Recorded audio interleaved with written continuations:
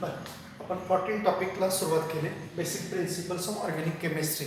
त्याच्यामध्ये स्ट्रक्चर कसे काढायचे ते आपण बघतोय. त्याच्यामध्ये आपण अगदी सुरुवातीला म्हणजे लेविस स्ट्रक्चर, डॅश स्ट्रक्चर, त्यानंतर बॉन्डलाईन फॉर्म्युला, त्यानंतर कंडेन्स फॉर्म्युला हे सगळे कंप्लीट केले होते. कालपासून आपण 3Dचे स्ट्रक्चर्स बघतोय. 3D म्हणजे काय? 3 डायमेन्शनल, म्हणजे drawing the molecules in 3 dimensional. हे कधी कधी आपण वापरावे लागतात आणि त्याच्यासाठी 4 रूट्स आहेत, 4 मेथड्स आहेत. तर 4 मेथडपैकी काल आपण 2 मेथड कंप्लीट केले होते ना. ते कोणते? वेज फॉर्म्युला आणि विषय पोझिशन फॉर्म्युला, ज्याला क्रॉस फॉर्म्युला असं म्हटलं जातं. आज राहिले 2 कंप्लीट करायचे आणि उद्या ॲक्च्युअल जो सिलेबस आहे त्याच्या मला सुरुवात होईल पहा. तर थर्ड फॉर्म्युला जो आहे न्यूमन सायंटिस्टने सांगितला, त्याला न्यूमन पोझिशन फॉर्म्युला असं म्हटलं जातं. It is use in conformational isomerism. तुम्हाला एक कन्फर्मेशनल आयसोमेरिझम काहीच माहीत नाही. तुम्हाला 10thला एक आयसोमेरिझम झालंय पहा, म्हणजे आयसोमेरिझम फक्त structural isomerism, 2 or more compounds having same molecular formula but different structural formulae are called as structural isomers. आपण त्यालाच आयसोमेरिझम म्हणतो. असं नाही आहे. तर त्याचं 2 ग्रुपमध्ये क्लासिफिकेशन होतं. आयसोमेरिझम जे आहे तर त्याचं 2 ग्रुपमध्ये क्लासिफिकेशन असं होतं बघा. एक म्हणजे तुम्ही सांगता तुम्हाला माहीत आहे ते स्ट्रक्चरल आयसोमेरिझम, आणि याचे पुन्हा 5 टाईप आहेत. म्हणजे त्यात 11वी पासून तुम्हाला येणारच आहेत ना. त्याच्यामध्ये पहिला टाईप जो आहे तर तो चेन आयसोमेरिझम, दुसरा टाईप जो आहे तो पोझिशन आयसोमेरिझम, तिसरा टाईप जो आहे तो functional group isomerism, functional group, इथे जागाच नाही आहे. त्यानंतर नेक्स्ट टाईप जो आहे तर तो मेटामेरिझम. तर याच्यामध्ये हे कन्फर्मेशनल आयसोमेरिझम येत नाही. हे कन्फर्मेशनल आयसोमेरिझम कशामध्ये येतं माहिती? अजून एक आयसोमेरिझम टाईप आहे आणि त्याला स्टेरिओ आयसोमेरिझम असं म्हणतात. आणि याचे पुन्हा 3 टाईप आहेत. या 3 टाईपमध्ये मग कन्फर्मेशनल आयसोमेरिझम येते. कन्फर्मेशनल, त्यानंतर ऑप्टिकल आणि तिसरा टाईप आहे जॉमेट्रिकल. हे नंतर जसा रेफरन्स येईल तसं मी घेईन. आता मला एवढं सांगायचं आहे की आयसोमेरिझमचे जे 8 टाईप आहेत, स्ट्रक्चरलचे 5 आणि स्टेरिओचे 3. तर स्टेरिओ आयसोमेरिझममध्ये कन्फर्मेशनल आयसोमेरिझम येतं. त्याच्या डेफिनेशन वगैरे काय ते नंतर बघूया. तर it is use in conformational isomerism. त्याच्यानंतर या ठिकाणी कन्फर्मेशन ऑफ इथेन आपल्या सिलेबसमध्ये, तुमच्या 11वी सिलेबसमध्ये फक्त एकच दिलं, इथेनचं कन्फर्मेशनल आयसोमेरिझम. तर मी तुम्हाला बाकीचे पण सांगणार आहे, पण आपण इथेनचा बद्दल बघूया. तर त्या इथेनचे कन्फर्मेशनल आयसोमेरिझम जर काढायचे म्हटलं तर किती काढता येतात? तर त्यांचं असं म्हणणं आहे इन्फानाईट नंबर, म्हणजे न मोजता येतील एवढे स्ट्रक्चरल आयसोमेरिझम काढता येतील. आणि मग एवढे काढणे शक्य नाही आपल्याला, तर मग त्यावर बराच वेळ जाईल. मग त्यांनी असं म्हटलंय का, in ethane one of the carbon atom is fixed and other is allowed to rotate, then infinite number of conformations of ethane are obtained, but the extreme conformations are called staggered and eclipsed. तर 2 त्या ठिकाणी फक्त महत्त्वाचे आहेत, एकदम टोकाचे. हे एक टोक आणि हे एक टोक, 2 टोकाचे 2. तर एकाला स्टॅगर्ड आणि एकाला एक्लिप्स असं म्हटलं जातं. असे 2 फक्त तुम्ही लक्षात ठेवले तरी पुरेसे. आणि सगळे बाकीचे जे इन्फानाईट नंबर ऑफ आयसोमर्स येणार आहेत ह्या दोघांच्या मध्ये येतात. तर असं याचं थोडक्यात म्हणणं आहे. तर स्टॅगर्डमध्ये काय असतं? Hydrogen atom of 2 carbon atom is hydrogen atom of 2 carbon atom are far apart from each other. ते हायड्रोजन एकमेकांपासून जास्तीत जास्त दूर असतात, मॅक्सिमम दूर असतात. आणि इक्लिप्समध्ये hydrogen atom of attach to 1 carbon atom completely eclipse the hydrogen atom to other carbon. आता जे सांगितलं ते काही कळलेलं नसेल. आता आपण एक्झाम्पलने ते क्लिअर करू. हे पुन्हा एकदा मी एक्झाम्पल घेतल्यानंतर तुम्हाला एक्सप्लेन करतो. याच्यामध्ये त्यांनी एक्झाम्पल पुन्हा सांगितलं इथेनचं. तुम्हाला मिथेनमध्ये हे आयसोमेरिझम दाखवता येत नाही. का मिथेनमध्ये दाखवता येत नाही? मिथेनमध्ये एकच कार्बन असतो आणि CH4 हा मिथेनचा फॉर्म्युला जो आहे ना, तर याच्यामध्ये तुम्हाला हे कन्फर्मेशनल आयसोमेरिझम दाखवता येत नाही. कन्फर्मेशन ऑफ इथेन, एक मिनिट, असा शब्द नको येतो.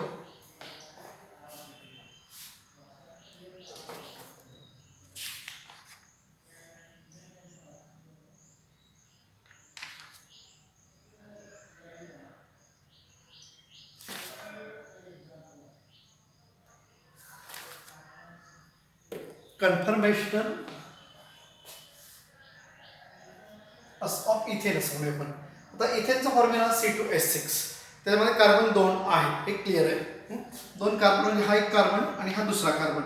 तर या पहिल्या कार्बनला आणि दुसऱ्या कार्बनला प्रत्येकी 3 हायड्रोजन असतात, CH3, आणि या कार्बनला पण CH3. हे सगळ्यांनाच कळतं. हा इथेनचा मॉलिक्यूल आहे, त्याबद्दल काही ऑब्जेक्शन नाही आहे. त्यानंतर in ethane one of the carbon atom is fixed. एक कार्बन फिक्स ठेवायचा, other carbon is allowed to react. समजा कार्बन नंबर 1 मला फिक्स ठेवायचा, तर तो फिक्स ठेवण्यासाठी या न्यूमन पोझिशन फॉर्म्युलामध्ये काय केलं त्यांनी, तर त्यांनी एक सेंटर काढायला सांगितलं आहे. तर तो सेंटर मी काढतो आणि तो कार्बन नंबर 1 म्हणजे हा कार्बन नंबर 1 जो आहे, तर हा इथं मी सेंटर काढला आणि त्या कार्बन नंबर 1ला या ठिकाणी असे 3 बॉन्ड दाखवले हायड्रोजनसाठी. 1 2 3 हायड्रोजन. एक हायड्रोजन इथं first, hydrogen second, hydrogen third असं मी दाखवलं. म्हणजे या ठिकाणी हा कार्बन फिक्स ठेवला, कोणता, कार्बन नंबर 1. तर या ठिकाणी in ethane one of the carbon atom is fix and other is allowed to rotate. आता दुसरा कार्बन काढताना कसं काढायचा, तर दुसरा कार्बन काढताना या ठिकाणी त्यांनी सर्कल काढायला सांगितलं आहे. हा दुसऱ्या कार्बनसाठी सर्कल, आणि या कार्बनच्या अगदी मागे तो कार्बन असतो. या ठिकाणी हा सेकंड कार्बन सर्कलने दाखवायचा. तर तो सेकंड कार्बन दाखवल्यानंतर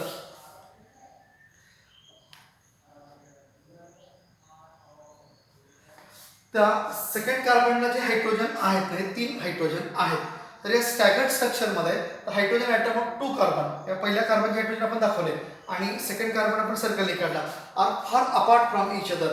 तर ते या इथं दाखवायचे असे, या सर्कलवर असे हायड्रोजन दाखवायचे आणि हे मॅक्सिमम एकमेकापासून दूर असतात. या फॉर्मला म्हणतात स्टॅगर्ड फॉर्म. तर हा जो फॉर्म आहे, तर हा स्टॅगर्ड फॉर्म. म्हणजे हे हायड्रोजन फर्स्ट कार्बनचे हे 1 2 3, सेकंड कार्बनचे हे 1 2 3, हे एकमेकापासून मॅक्सिमम दूर असतील, तर तो स्टॅगर्ड फॉर्म. एक्लिप्स फॉर्ममध्ये काय करायचं, तर एक्लिप्स फॉर्ममध्ये या ठिकाणी फर्स्ट कार्बन असा या पॉईंटने काढला आपण, त्याचे हायड्रोजन आयसेस ठेवले. म्हणजे फर्स्टमध्ये काही बदल केला नाही. फर्स्टमध्ये का बदल करता येत नाही, तर 1 कार्बन ॲटम इज फिक्स, म्हणजे first carbon fix and other is allowed to rotate. Second carbon rotate करताना सेकंड कार्बनसाठी आपण काय काढतो, तर ते सेकंड कार्बनसाठी आपण सर्कल काढतो आणि मग सेकंड कार्बनमध्ये एक हे टोकाचं स्ट्रक्चर झालं, एका टोकाचं, की हायड्रोजन एक मॅक्सिमम एकमेकापासून दूर असते आणि दुसऱ्यामध्ये ते मॅक्सिमम एकमेकापासून म्हणजे मिनिमम ते एकमेकाच्या त्या ठिकाणी जवळ असते. म्हणजे या ठिकाणी अगदी दुसरा कार्बनचा एक हायड्रोजन याच्या अगदी मागेच असेल, हा हायड्रोजन इथं असेल, हा हायड्रोजन या ठिकाणी इथं असेल. आता याच्या अगदी मागे पण दाखवता येत नाही, पण आपण या ठिकाणी तो असा दाखवला. तिसरा हायड्रोजन जो आहे, तर तो अगदी याच्या इथं असेल आणि या फॉर्मला कोणतं म्हणायचं, तर या फॉर्मला म्हणायचं एक्लिप्स स्ट्रक्चर. म्हणजे एकतर हायड्रोजन एकमेकांपासून मॅक्सिमम दूर पाहिजेत किंवा अगदी जवळ पाहिजेत, असं हे अगदी जवळ असणारं त्याला म्हणायचं eclipse. Hydrogen atom attach to 1 carbon, समजा कार्बन नंबर 1ला अटॅच असणारे हायड्रोजन, आणि are completely eclipse the hydrogen atom attach to other carbon. अगदी त्याच्या बॅकलाच ते हायड्रोजन असतात, तर त्याला एक्लिप्स फॉर्म असं म्हटलं जातं. असं या फॉर्मबद्दल आहे. यातून पण फारसं कळलं नसेल. आता यातलं एक पॉईंट सांगतो का, त्यांनी असं म्हटलं in representation front carbon is represented by point. पहिला कार्बन हा पॉईंटने दाखवायचा अँड रेअर कार्बन म्हणजे मागचा कार्बन जो आहे, तर इज बाय सर्कल. त्यानंतर the remaining 3 bonds of 2 carbon atoms are represented by spokes of wheel. तर हे सायकलच्या स्पोक्ससारखे या ठिकाणी व्हीलचे स्पोक्स जे आहेत तसे दाखवायचे. त्यानंतर 3 bonds of first carbon drawn from centre of the circle. पहिल्या कार्बनचे 3 बॉन्ड आहेत ते सर्कलच्या सेंटरपासून काढायचे आणि 3 bonds of the rear carbon are shown by the circumference of the circle. सर्कलच्या वर ते 3 बॉन्ड दाखवले पाहिजेत असं म्हणता येईल. आता आपण नेक्स्ट अल्केनचा मेंबर जो आपल्या सिलेबसमध्ये नाही, तुम्हाला विचारणार नाही, पण तुम्हाला आलं पाहिजे. नेक्स्ट मेंबर म्हणजे थर्ड मेंबर अल्केनचा, 3 कार्बनचा, तो तुम्हाला माहिती आहे कोणता, प्रोपेन. कन्फर्मेशन्स ऑफ प्रोपेन असं म्हणतो. Conformations of propane. प्रोपेनचा फॉर्म्युला C3H8. प्रोपेनचं structure first second third, first second third. तर फर्स्ट कार्बनला हायड्रोजन असतील 3, सेकंड कार्बन हायड्रोजन असतील 2 आणि थर्ड कार्बन हायड्रोजन असतील 3. आता मला सांगा तुम्हाला स्टॅगर्ड आणि इक्लिप्स काढण्यासाठी कार्बन किती लागतात? 2 लागतात. इथं कार्बन आहेत 3. मग आता कार्बन कोणता घ्यायचा? फर्स्ट आणि सेकंड. आपण फर्स्ट कार्बन घेतला तर आपण असं म्हणतो का फर्स्ट कार्बन हा आपण असं दाखवणार हा कार्बन नंबर 1. त्या कार्बन नंबर 1 ला 3 बॉन्डला कोण आहेत? हायड्रोजन आहेत.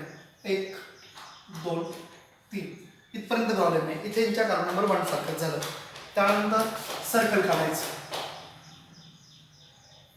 सर्कल काढल्यानंतर हे कोणत्या कार्बनसाठी? सेकंड कार्बनसाठी.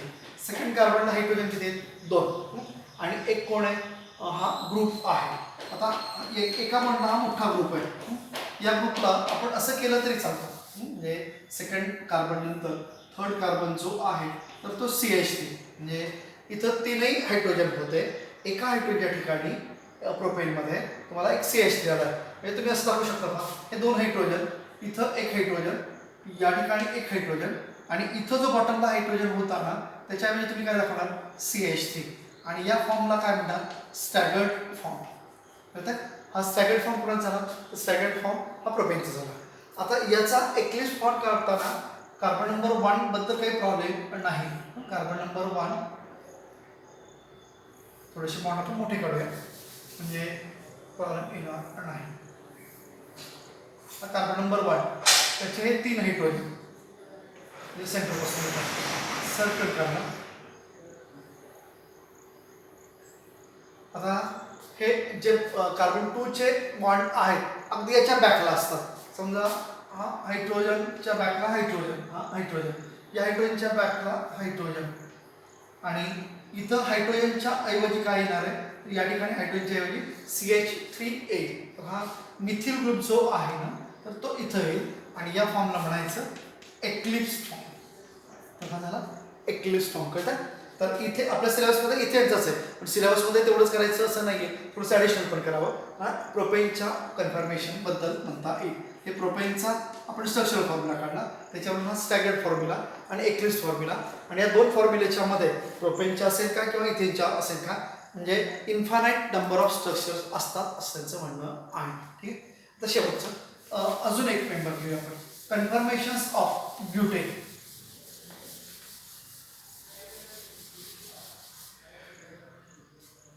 ब्युटेनचा फॉर्म्युला आहे C4H10.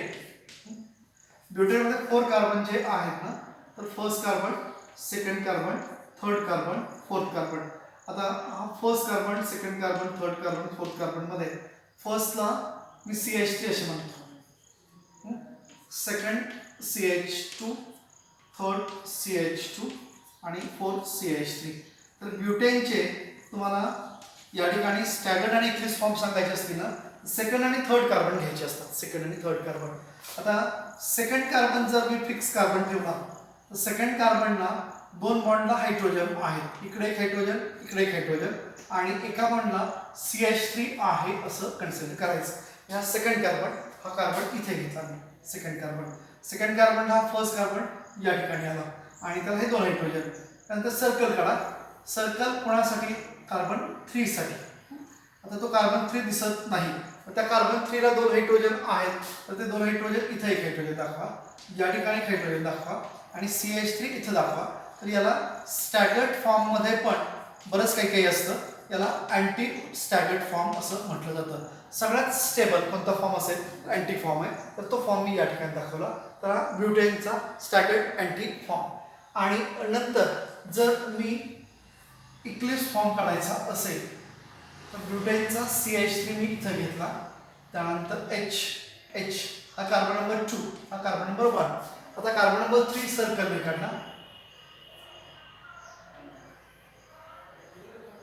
आणि याचा जर एक्लिप्स फॉर्म काढायचा असेल तर हा CH3 इथं दाखवला मी, त्यानंतर H इथं दाखवला आणि H इथं दाखवला. तर हा सगळ्यात लिस्ट स्टेबल एक्लिप्स फॉर्म, हा सगळ्यात जास्त स्टेबल आणि हा सगळ्यात कमी स्टेबल असा फॉर्म म्हटलं जातं. तुम्हाला लक्षात येत असेल प्रॅक्टिससाठी मी एक्झाम्पल घेतले, मग नाही लक्षात ठेवले तरी चालेल, मी नोट्समध्ये पण दिलेले आहेत. पण तुम्हाला फक्त इथेचं एक्झाम्पल आपल्या टेक्स्टमध्ये येते. टेक्स्टबुक बघा, आज बघितलं तरी चालेल, टेक्स्टबुक समोर ठेवून हे जरी विचारात घेतलं तरी हरकत नाही. तर असं या फॉर्मबद्दल. आता शेवटचा एक सॉर्स फॉर्म्युला मला सांगायचा आहे. ठीक आहे, हे पुन्हा हे व्हिडिओ बघा म्हणजे तुम्हाला कळेल. शेवटचा जो 3 डायमेन्शनलचा स्ट्रक्चरल रिप्रेझेंटेशनसाठी फॉर्म्युला वापरला जातो ना, तर त्या फॉर्म्युलाला सॉर्स फॉर्म्युला असं म्हटलं आहे.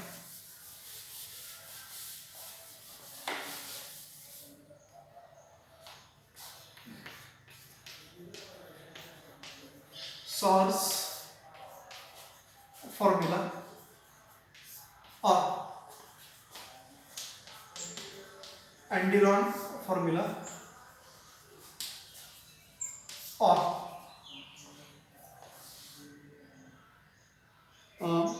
Perspective formula.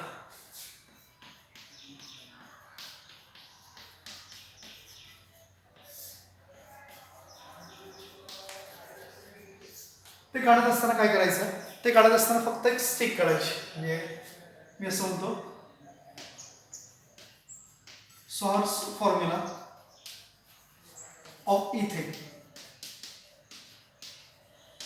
C2H6.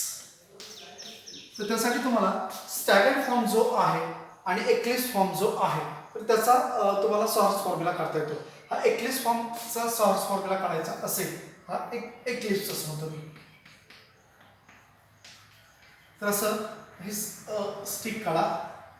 त्यानंतर आता या ठिकाणी कार्बन नंबर 1 कोणता आणि कार्बन नंबर 2 कोणता, तर हा कार्बन 1 असतो. म्हणजे हा जो कार्बन आहे ना तो कार्बन नंबर 1 इथं असेल बॉटमला, आणि कार्बन नंबर 2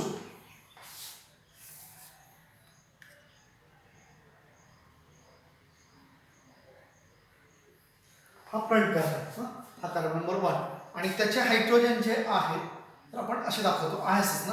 हा कार्बन नंबर 1 मी इथं म्हटलं, त्याचे हायड्रोजन फर्स्ट, सेकंड आणि थर्ड हे हायड्रोजन.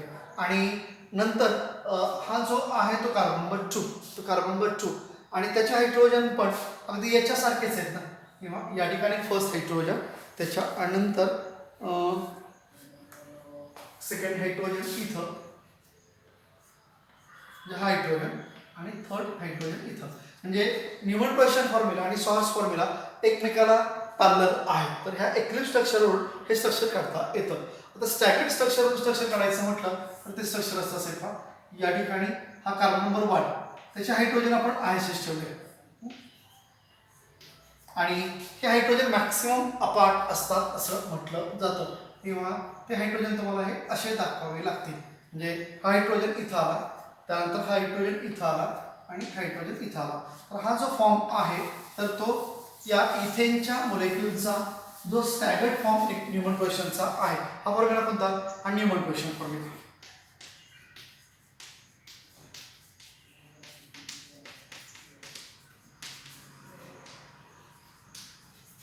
आणि त्याचा तो एक्लिप्स फॉर्म हा जो आहे तर याचा हे स्ट्रक्चर हे एक्लिप्स्ड आणि हे जे आहे तर staggered.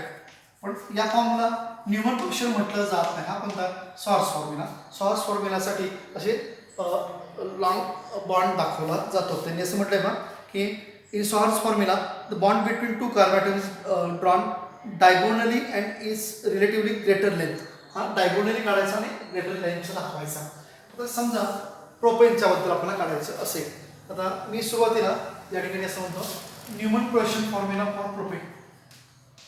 Neumann projection formula of propane C3H8.